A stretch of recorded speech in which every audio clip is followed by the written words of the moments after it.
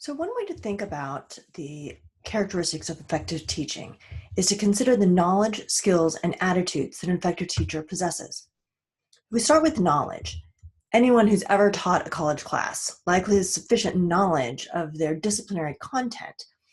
But good teachers also need to know something about pedagogy, that is, teaching methods and theories. Understanding the context in which you're teaching is also helps you determine which pedagogical approaches are most appropriate.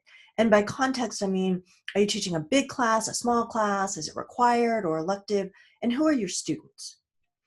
The overlapping circles here indicate that to be an effective teacher, one really needs all three types of knowledge. On the skill side, being well organized and able to communicate well are likely not that surprising to see here.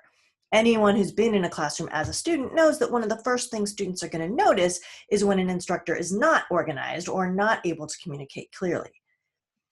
Instructors might be less likely to think about the importance of interpersonal skills, but the relationships you develop with students really can have a huge impact in how much they learn. And again, an effective teacher really needs all of these skills.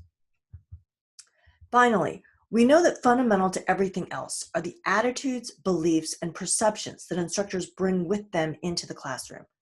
Part of building good relationships is having empathy, particularly when students' lives are really quite different from the instructors.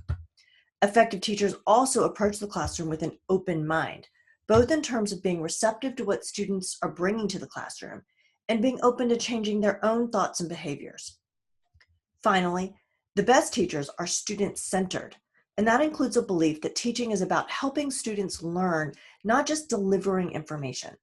That is, teaching is something that we do for students, not to them. As you go through the modules of this course, you'll hopefully see how each of these pieces is important for creating courses where all students are able to learn at the high levels that we want them to achieve.